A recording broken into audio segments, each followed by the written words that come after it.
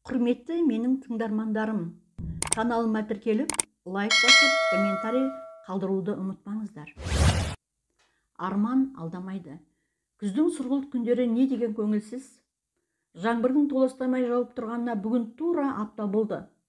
Аспандағы қою бұлттар түнеріп алған. Найзағайдың шатыр-шұтыр үні зеңбірек даусындай алыстан естіледі. Ауылдың онсыз да көңілсіз тіршілігін тіптен сұрықсыз етіп жібергендей ау. Сабақтан үйге үсті малмандай болып келе жатқан Айдардың көңіл күйі де дәл осы күзде еді. Үйге қарай басқан аяғы артқа қарай кетіп, тіптен жүрісі маңдымай-ақ қойды. Айдар биыл 10-шы сыныпта оқиды. Алла бұйыртса 1-2 жылда мектебін аяқтап, жоғарғы оқуға түсуді армандауда. Осы бір бидай өңді, қара көзді бозбаланың көзінде ерекше мұң бар еді. Ол 9-шы сыныпта оқып жүргенде анасы Гүлбаршын ауырмай сырқамай босану кезінде қайтыс болды. Айдардың ауылдан көп ұзап шықпағанына да көп ай болды. Кезінде анасы Гүлбаршынмен еріп, оның туған жеріне барған. Жетісудың ерекше табиғатын көріп, таң тамаша болған. Сарқырап аққан Қаратал өзеніне шомылып мәз болған. Анасы Гүлбаршын ұлы Айдарды ерекше жақсы көретін. Барлық тәтті дәмдісін осы ұлының аузына тосып, бәйек болушы еді қайран ана. Ал әкесі Төлеген қақ-соқпен шаруасы жоқ, момын адам. Төлеген кезінде Талдықорғанның ауыл шаруашылық техникумын бітірген мал дәрігері. Жер жанаты Жетісудың Гүлбаршындай сұлуын өзіне жар еткен. Бұрын да әкесі ащы суды аузына алмайтын, кейінде барған жиын тойдан мас болып қайтатынын болды. Талай рет аяғын баса алмай қалған әкесін ұлы Сүйемел деп сүйреп әкелгенде болатын. Бүкіл ауылдың балалары болса Айдарды мазақ ететін. Ертеңіне Айдар сабаққа 2 бетін басып, Құдайдың зорлығымен баратын. Ауылда той болады десе, Айдардың жүрегі зырқ ететін. Анасы өмірден өткен соң, үйге көрші ауылдың 2 баласы бар жесір келіншегін алып келді. Туған туыстары кеңесе келе солай деп шешіпті. Жалғызды Құдайға ғана жарасқан деп осы Камиляны алып берген. Камиляның ащы суға үйрекенін оның ауылының адамдары жақсы біледі екен. Қойшы, сонымен 1-2 үстел қонақ шақырып, 2-ші рет үйлену тойын өткерген әкесі елдің сөзіне құлақ аспап еді. Маған енді қыз тимейді, Алланың жазғаны осы болғаны ғой деген. Үйге Камиля келген соң, Айдардың өмірі 180 градусқа өзгеріп шыға берген. Камиля өте наз, берекесіз болып шықты. Шашы ұйпа-түйпа болып түске дейін ұйықтайтын. Таңертең ерте тұрып от жағып, күйеуіне шай беру, үй жинау деген әдетінде жоқ еді. Айдар әкесі екеуі таңғы шайларын шалапыла ішіп, бірі мектепке, бірі жұмысына асығатын. Айдардың Талдықорғанда тұратын нағашы ағасы осы жиенінің қал жағдайын естіп, бірде солардың ауылына келіп, Айдарды мен оқытып тәрбиелейін. Қарындасымнан қалған жалғыз көз ғой дегенде әкесі үнсіз тыңдап, ал Камиля ыршып түскен. Бетім-ай, не дегеніңіз? Ертең ел ана өгей шешесі жалғыз ұлға күн көрсетпей қаңғытып жіберді демей ме деп көзін ақшитқан. Әкесі үнсіз ғана отыра берген, бас салбырап. Сонымен әңгіме біткен. Нағашы ағасы қалаға қатынайтын автобусқа мініп, Айдардың бетіне сүйіп, тез қоштасып кете барған еді. Қалың ойдың құшағына кірген Айдар ауыл шетіндегі үйіне келіп қалғанында аңдамай қалған. Қорадағы сиыр мөңіреп, бұзауы қосылып, азан-қазан болып жатыр екен. Желінің сүт кернеген бейшара сиыр боздап, бар маңды басына көтеріп тұр еді. Көшеде тұратын Мәнсе әже Айдарды көріп, Айдаржан, қалың қалай? Ана шешеңе айтсаңшы, мына сиырды саусын, обал болды ғой. Есікті қағып едім, ашпады. Әлде үйде емес пе деп үйіне кіріп кетті. Есіктің жабық екенін көріп, ол қаттырақ қағып жіберді. Тым-тырыс. Одан ол терезеге келіп тартылдатып еді. Ар жақтан шаштары бұлдырап, беттері айбақ-сайбақ болған 2 бала көрінді. Бұлар шешесімен еріп келген Кәмшат пен Болат еді. Екеуі ыржың-ыржың етеді. Бір кезде есікті ашқан Камиля, «Құдайым-ай, шаршап жүргенде ұйқыда бермедіңдер ау деп. Шашы дода болып, кір-кір халатының түймесін салмай есікті ашты. Үйдің іші тал түс болса да қараңғы, перде сырылмаған, бір күлімсіз қолқаңдатады. Үйге кірген Айдар перделерді сырып, желдетіп алмақшы еді, шешесі баж етті. Ойбай, ашпа, өткенде суық дейіп белім шойырылып қалған еді. Әзер жазылды ғой. Мама, мен тек бөлменің ауасын желдетіп алайын дегенім ғой. Ана ала сиыр мөңіреп тұр. Сауып алсаңызшы, обал болды ғой жануарға деген оған. Әй, сол сиыр неге? Бұдан әрі сөз таластырудың жөн жоқ екенін сезген Айдар тез шешініп, қолына шелекті алып, қораға қарай аяңдады. Тек бірге оқитын балалар көріп қалмаса болды. Қазір-ақ сауып алады. Ана екі балаға да сүт керек қой деп қояды ішінен. Сиырды сауып үйге келсе, Кәмила екі баланы шырылдатып сабап жатыр екен. Әй, жетпегілер, осы сендерден ақ көрдім-ау. Үйде неге шашасыңдар? Жинаңдар ана ойыншықтарыңды. Әйтпесе қазір отқа салып өртеп жіберем. Мама, ұрыспаңызшы, бала болған соң ойнайды ғой, деп араша түсті Айдар бауырларына. Бір кезде Кәмила сұңқылдап жыладай дейсің. Сендер болмағанда мен қалаға кетіп қалар едім. Сендер менің аяғыма тұсау болдыңдар. Әкелерің маған не көрсетпеді? Сендер де соған тартып оңбассыңдар, деді. Айдар өзінің күнделікті тіршілігіне кірісіп кетті. От жақты, үйді тазалап, едендерді жуып, шаңды сүртіп шықты. Бұл оның бала кезден үйренген әдеті. Марқұм анасы тазалықты өте жақсы көретін. Анасы барда үйдің іші сырты аппақ шағаладай болып тұратын. Әр заттың өз орнында сақтаушы еді. Шайды терлеп тепшіп ішкен Кәмила көңілденейін деді. Айдаржан, сен болмасын қайтер едім, мына екеуімен қолым тимейді ғой. Әкең болса үй бетін көрмей кетті. Өкіметтің жұмысы деп сол жұмыста басы қалғыр. Өкіметтің жұмысы қашан бітуші еді? Қыз кезімде қандай едім? Әртіс болу арманым еді. Жалғыз шешем әртіс болдым десең, енше жын болдым десеңші, ешқайда бармайсың, қасымда боласың деп ауылдан ұзатпады. Сөйтіп жүргенде мына екеуінің әкелеріне кездестім, деп мұңайып қалды. Кейде осылай адамша сөйлеп қалатыны бар. Өмірден теперішті аз көрмеген ғой деп Айдардың өгей шешесіне жан ашып кетті. Айдар түстен кейін болатын математикадан факультативке бару керек екенін есіне түсіп, тағы мектепке жиналып жатыр еді шешесі. Қайда барасың? Мен де дүкен жаққа барып келейін. Азық-түлік жоқ, үйде түк қалмапты. Бұл үйге түк шақ келмейді. Сатушылар да қарызға бермей тағы бұлданады. Бұрынғы қарыздарыңды әкел, содан соң берем деп жуыта қоймас. Әкеңнің алған жалақысы неге жетеді? Қазір бәрін қымбаттатып жіберді. Ақшада құн жоқ деп Айдардың бетіне қарады шешесі. Мама, менің түсінбей қалған тақырыптарым бар еді, деген оған. Көп оқысаң ақымақ боласың, оқуың түбіне кім жеткен? Сол тамақ маған ғана керек пе? Жарайды, мен балалардың қасында қалайын онда. Я сөйт, мен тез келемін ғой, деген Кәмила үйден асыға шықты. Келіңдер, Болат, Кәмшат, мен сендерге пластилиннен жануарлардың мүсінін жасап берем, деген Айдар. Екі бала қатты қуанып қалды. Айдар аға, маған пілдің мүсінін жасаңызшы, деді Болат мұрнын тартып қойып. Ал маған түлкі не, дейді Кәмшатта. Сөйтіп екеуімен ойнап отырғанына да 2 сағаттай уақыт болды. Кәмила көрінбейді. Уақыт кеш бола бастады. Қой, кешкі астың қамын жасайын. Мамам неғып кешікті екен деп алаң болған ол, пешке отын салып, сөніп қалған отты қайта жақпақшы болып далаға шықты. Бағанағы жаңбыр енді суық желге ұласыпты. Отын сақтайтын қораға кіріп, тамызыққа отын шауып жатыр еді, көршінің ұлы Серік жүгіріп келеді екен. Айдар, Кәмила тәте балшыққа құлап қалды, тұра алмай жатыр. Жомарт атаның үйінің жанында, деді де жүгіріп кетті. Айдар үйге тез кіріп, күртешесімен бас киімін киді де үйдегі балаларға, сендер қорқпай отырыңдар, мен тез келемін, деп есіктің сыртқы күршегін ілді де Жомарт атасының үйіне қарай құстай ұшты. Келсе, дәл жолдың ортасында Кәмила жатыр. Шашы додырап кеткен, үсті басы балшықтан көрінбейді. Ауылдың бала шағасы шулап жүр екен. Бұны көре сала шетке қыса берді. Кәмиланың тасбақадай тырбаңдап жатқанын көріп, кейбіреулері шиқылдап күле бастағаны сол еді. Айдар, жоғалыңдар, сендерге осы да қызық па? Кетіңдер, деп оларды қуып жіберді. Мама, тұршы, сізге не болған? Үйде Кәмшат пен Болат жылап жатыр. Тұршы мама, деп еңіреп жіберген. Намысқа булыққан ол шешесін орнынан тұрғызбақ болып еді, шамасы келмеді. Кәмиланың денесі зілдей құр тырбаң-тырбаң етеді.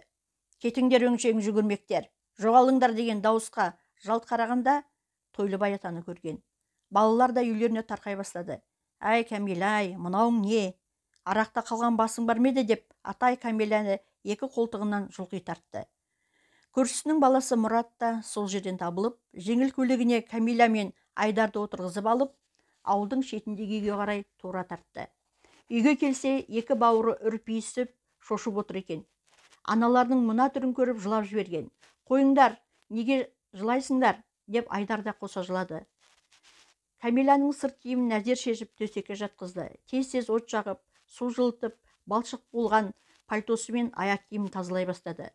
Ес түсінен айырылған арақкеш Кәмила болса әр нәрсені бір айтып жатып қор ете түсті. Айдар кешкі тамақты жасап, екі баланы тамақтандырып, төсектеріне жатқызып сағатқа қарағанда сағат тілі түнгі 11-ді көрсетіп тұр екен. Үйдің іші жылынып қалған, қарындары тойып, бойлары жыланған екі бауыры пыс-пыс етіп ұйқыға кетті. Үйдің ішін ішімдіктің аш иісі жаулап алған. Сандырақтап жатқан Кәмила әлдебіреулерге сөйлеп қояды. Ал қойыңдар ей, ал деп қолын сермеп қояды. Содан қайдадан қор ете түседі. Таңды көзімен атырған Айдардың мектепке баруға еш зауқы болмай тұр. Кешегі көрген балалар ендігі мектепке жайып болған шығар бұны. Бұны ойлағанда жүрегі аттай тулап, тынысы тарылып кеткендей болды. Жоқ, мен енді мектепке мүлде бармаймын. Көрінгенге мазақ болып жүрер түрім жоқ деп іштей күбірледі. Айдардың сабаққа бармағанына 2 күн болды. Оны іздеген адам көрінбейді. Қой ауылдағы әкесіне ыза болды. Неге бір келіп біздің жағдайымызды білмейді екен? Әлде телефон соқсам бекен деп тағы ойланды. Бірақ ол жақта байланыс желісі әлсіз. Әкемде ерігіп жүрген жоқ қой. Босқа алаңдатпайын деп ақылға келді. Кәмила да өткендегісін ұмытып, түк болмағандай бола қалған. Таңертең сиырды сауып, отты жағып, бейне бір қамқор ана кейпіне түскен. Айдарға жақ ашпады. Тек жалтақ-жалтақ қарай береді. Әй Қуар ағай, талайды аздырып тоздырдың-ау. Осы бір ит дешпейтін ащы суға адамдар неге құмар екен? Кейде ойлайды, осы арақ деген пәлені мүлдем сатпаса қайтеді екен деп. Өткенде әкесі мен көрші ағайдың әңгімелерін естіп қалған. Арақ сатылмаса сауда жүрмей қалады. Өкіметке пайда түспейді екен. Ақылмен ішсең артықшылығы жоқ. Тек өзіміз шектен шығып кетеміз ғой деген екеуі. Енді мектепке мүлде бармайым деп шешті. Кешегі Кәмиланың концертін бүкіл ауыл біледі ғой. Балалардың, мұғалімдердің бетіне не деп қарайды енді? Жоқ, мен енді бұл ауылда тұра алмаспын. Дереу нағашы ағасына телефон шалып, мен алып кет аға деймін деп ойлады. Бірақ мен кетсем, ана екі сәбидің күні не болады? Сондай-ақ неше жыл бірге оқыған сыныптас достарын қалай қияды? Сонымен Айдардың ойы сан саққа кеткен. Қалың ойда отырған Айдардың ойын Болаттың аға, біздің үйге қарай бір апай келе жатыр деген даусы бұзды. Сәлеметсіздер ме? Айдар үйде ме деген таныс дауысты естіп, есік жаққа қараса, Сәбира апайы күліп кіріп келе жатыр екен. Айдар орнынан қалай ұшып тұрғанында сезбей қалды. Сәлеметсіз бе, Сәбира апай? Төрлетіңіз деп орынды ұсынды. Сәбира апайы бірден іске көшті. Айдар, сен ауырып қалдың ба? Неге хабарыңды айтпадың? Балалардан сұрасам ешкім білмеді. Содан жағдайды білейін деп келдім деді. Сөзге Кәмила кірісті. Мен 2 күннен бері сырқаттанып, содан Айдаржан мына екі балаға қарап отыр ғой. Бүгін тәуірмін. Шүкір, ертең барады ғой сабағына деп оқыледі. Апай дұрыс екен онда. Мен де сабақты себепсіз босатпаушы еді ғой деп ойлап едім. Я барамын ғой, ертең мамам сырқаттанған соң бара алмадым, деді Айдар күмілжіп.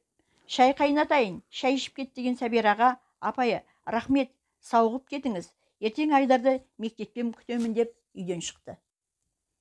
Айдар осы бір апайын ерекше жақсы көретін. Адамға деген ілтипаты ерекше, көзі күлімдеп, жүзіне мейірім есіп тұратын Сәбира талай шәкірттің сүйікті ұстазы ғой. Сәбира апай алгебра геометриядан дәріс береді. Әр сабағы ерекше өтетін, есепті шемішкеше шағатын осы ұстазын бағалайтын, қадір тұтатын. Ұстаздың оқушылар мен ата-аналар арасында беделі зор еді. Өткенде осы апайлары бір айлық курсқа кеткенде сабағын уақытша алмастырған Зағипа апайларының айтқандарын түсінбей көп тақырыптан артта қалып қалған.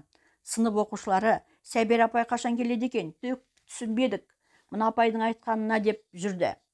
Тіпті есептердің кейбіреуінің жауабы дұрыс шықпай бастарын қатырған. Ондай кезде Зағипа апайдың жауабы дайын, баспадан қате кеткен деп қоя салатын. Сөйтіп әзір дегенде бір ай өтті ау.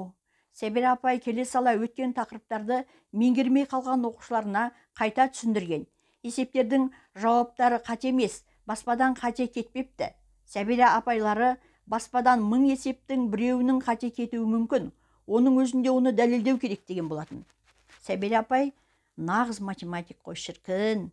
Сабағы да қызықты өтеді, жалықтырмайды. Иә, әр кәсіптің өз шебері болғаны дұрыс қой деп ой түйген Айдар. Ертеңінде Айдар сабағына барып, достарының көңілді ортасына оралған. Сырғып күндер өте берді. Әкесі әлі сол қойды ауылдан келмеді. Қарбалас шаруа оны ауылға жібермеген еді. Гастарын ішіп отыр еді, көрші үйдегі келіншек Балқия үйге келген. Бұл келіншектің елдің айтуы бойынша қолының кішкене жымысқысы бар еді. Бірақ өзі аңқылдап қалған, салдыр гүлдір адам еді. Кәмел апа, әйелдер балалардың жәрдемақысы келіпті ғой деп шулап жүр, барып алып келейік деген. Кел Балқияш, шай іш, бірге барайық онда. Ол жерде ауылдың саудагер қатындары да жалаң қағып отырған шығар. Бізден бұрын солар естиді. Анау семіз кассир Хадишаның подружкалары ғой бәрі. Аш қасқырда жалаңдап отырған шығар. Сол бәрін құлақтандырып қойған болар баяғыда. Апай, сол семіз кассир Хадишаны не бай, не құдай алмады ғой. Өткенде әйелдерден естіп қалдым. Әлгі былтыр әйелі қайтыс болған төкеш сөз салыпты деп бұйырса, оған да бай табылып тұр. Аузының салымы бар екен. Хадишаның дайын-даяр үйіне барып былқ ете түседі. Апай, осы елдің аузының салымы керемет деймін ау деп қызғаныштан өз ойын білдірді келіншек. Біреу өлмей біреуге күн жоқ деген осы екен ғой деп тағы қосып қойды. Сонымен Кәмила мен Балқия барын киіп, бақанын ұстап, ауылдың конторына қарай құстай ұшты. Касса осы жерде орналасқан. Айтпады ма? Олар келсе, адам қара құрым. Ине шаншар жер жоқ. Ауылдың әйелдері жиылып қалған екен. Касса әлі жабық. Семіз Хадишаның ашары түртіпті жоқ. Саудагер әйелдер дәптер тола қарыздарын есептеп сумаң-сумаң етеді. Бәлем, қолға түстіңдер ме? Қазір қалған ақшаларыңды сыпырып аламыз дегендей алагөзбен ата қарайды. Бір кезде сөзді жалпақ бет қатшып бастаған. Қазір қаздарыңды беріп, тізімнен өшіртіп кетесіңдер.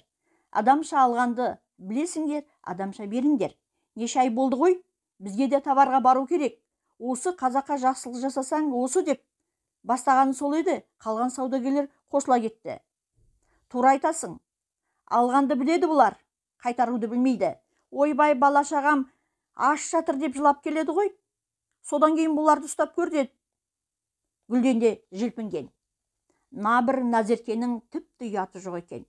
Аштан өліп барамыз деген соң азық түлігін беріп едім.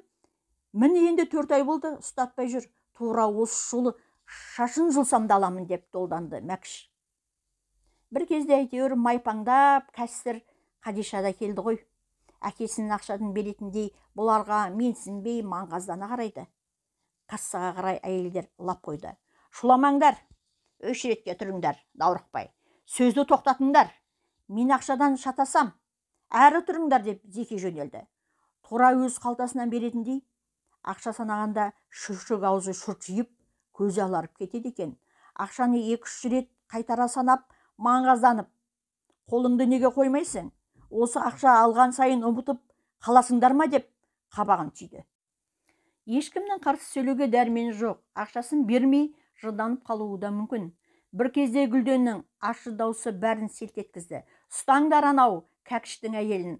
Ол тағы қарызын бермейін деп қашып барады, ұятсыз. Тура жерге кірсең де аламын. Алам, алмасам Гүлден деген атым өшсін деп айғай салды. Оған ұстататын Кәкіштің әйелі бар ма? Қайда кіріп кеткенін ешкім білмей қалды ғой. Сыртқа атып шыққан Гүлден таба алмай санын соғып қайта ішке кірді. Тура қазір мәшинемен барып үйінен барып аламын, деді көкбеттеніп. Сөйтіп, ақша алу кезегі Кәмилаға да келді. Екі баласының жәрдем ақысын алған ол, ақшаны зып еткізіп төс татқышына сала қойған. Бұны байқап тұрған саудагер әйелдер тура соған қарай ұмтылған. Біреуі оның төсіне қолын салып жеріп, ақшаны суырып алған. Сонымен бір тиында қолында қалмаған Кәмила үйіне қайтқан. Жылағысы келді. Кеудесіне бір ащы запыран толып кеткендей болды. Айдар Кәмиланың мына түрін көріп бәрін түсінген. Қой, әкесімен хабарласпай болмас. Малдауылға қосып қойған ұсақ малдары, 3-4 сиырлары бар еді олардың. Қойдың біреуін сойып әкелші деп хабарласпақ болды. Ауылда байланыс желісі әлсіз ұстайды. Сондықтан анау бір биіктеу төбеге барып сөйлесіп көрмекші болды. Телефонды әкесі әзер алды. Уа балам, қалайсыңдар? Жайшылық па? Әке, қашан келесіз? Үйдегі тамақтың қоры таусылды. Балалардың жәрдем ақысын қарызға төледі деген. Әкесі, ұқтым. Балам, 1-2 күнде барып қаламын. Бір қойды сойып апарам ғой деп байланыс үзіліп кеткен. 3 күннен соң малдауылдан әкесі келген. Бір қойды сойып әкепті. Қой ауылдағы Күләш апасы бұларға құрт ірімшік, май беріп жіберіпті. Күләш апа оның анасы Гүлбаршынның жақын құрбысы еді. Ауылға келгенде Айдарлардың үйіне түсетін. 2-3 күн жатып кететін. Қол ашық, кең пейілді осы апайды Айдар да ерекше жақсы көруші еді. Үйге тамақ келіп бәрі қаужаңдап қалды. Піскен еттің хош иісі бүкіл үйді алып кетті. Кәмшат пен Болат та мәз-мейрам. Әкесі Кәмилаға, мына етке жайма жайып салшы, макарон салмай деген. Бейшара-ау, ұн болмаса өл дейсің бе? Ешбір дүкен сауда жасамайды. Қарыздарыңды бермесең бермейміз деп. Балалардың жәрдем ақысын саудагер қатындар өзімді жұлардай ғып талап алды. Енді маған не дейсің деп отырып Кәмиланың жылағысы келді. Қойшы, сонымен ет жеп, сорпа ішкен соң үйдегілердің де көңілі көтеріліп қалды. Екі бала асы салып ойнап жүр. Әй Төлеген, не ойлаған ойың бар? Қарыз болса анау, күзден соң қыстың келері бар деген. Отын су, сиырға жем шөпте керек. Балалардың үсті де тозып кетті. 5-6 қойды қалаға апарып сатып, тіршілік қылайықта деген ақылы кірген Кәмила. Иә, өзім де соны ойлап жүрем. Қалаға жақында мал апаратын машина келеді екен. Соған салып жеткізіп алсақ болар еді, деді әкесі. Әйелінің мына ақылы көкейіне қона кеткен. Шынымен балалардың үсті басы жүдеп кетіпті. Айдарға да қажетін алып беру керек еді деп ой түйді. Онда мен 10 бас қойды өткізіп, қарыздарды жапсам, менің айлығым мен балалардың жәрдем ақысы шайлық майлығымызға жетіп қалар деді. Сөйтші, деді Кәмила. Әкесі келіп, үйлеріне бір ерекше қуаныш береке келгенде болды Айдарға. Сонымен әкесі 10 шақты қойды сатып, біраз қарыздарын жапты. Айдар әкесіне Кәмиланың мас болып құлап қалғанын айтпады. Керегіне өзі де түсінер. Қотырдың аузын тырнай бергеніне не түседі? Соңғы кездері Кәмила да үй ішіне қарап, балаларға қарап өзгерген. Ашы суды ішуді қойды. Қолы қалт етсе, Гүлбаршыннан қалған қол мәшинемен құрақ құрап, балалардың үстін жамап, бос қыдыруға уақыт таппайды. Әкесі өткенде қалаға барғанда 2 баламен Айдарға киім-кешек ала келген. Соңғы кездері асқазаны мазалап жүргендіктен дәрігерге қаралған. Дәрігерлер тиісті дәрісін жазып берген. Арақ ішуге тіпті мүлде болмайды деп ескерткен. Сонымен әкесі де арағын қойған еді. Бұл шаңыраққа да береке кіре бастағандай. Кәмила әкесіне бірде Төлеген 2 сиыр болмаса болмайды екен. Қатық май, айран ішпеген балаларға обал ғой, деп бір сиырды бұзауымен қойшы ауылдан алдыртып алды. Бүгінде Кәмиланың бош жүріске, отырыстарға баруға әсте уақыты да, зауқы да жоқ. Ұйқысын да азайтып, таңертең ерте тұрып, от жағып, сиырын сауып, асын даярлап, мұрнына су жетпейтін. Ал әкесі болса, қойлы ауылдағы жұмысынан босап, ауылдағы мал дәрігерлік пунктіне мал дәрігері болып орналасқан. Айлығы бұрынғысынан әлде қайда көп екен. Төлегеннің көптен бері ат ізін салмай кеткен туыстары да осы үйді айналшықтап шықпай жүр. Өткенде Талдықорғандағы нағашы ағасы хабарласып амандығын сұраған. 11-ші сыныпты бітірген соң бізге кел, сені сағындық деген нағашы ағасы. Айдардың арманы көп ағау, оқуға түсіп, оны бітірсем, 2 бауырыма қамқор болсам, жұмыс жасап, қаладан үй сатып алып, әкем мен анамды көшіріп алсам деп, тәтті арманмен ұйқыға кететін. Болашақта мұғалім болмақшы, оның ішінде математика пәні мұғалімі болады, Сәбира ұстазы сияқты. Иә, армансыз адам қанатсыз құспен тең деген ғой. Арман алға жетелейді. Өмірдің мәні де армандай білуде. Арманың алдамасын Айдар.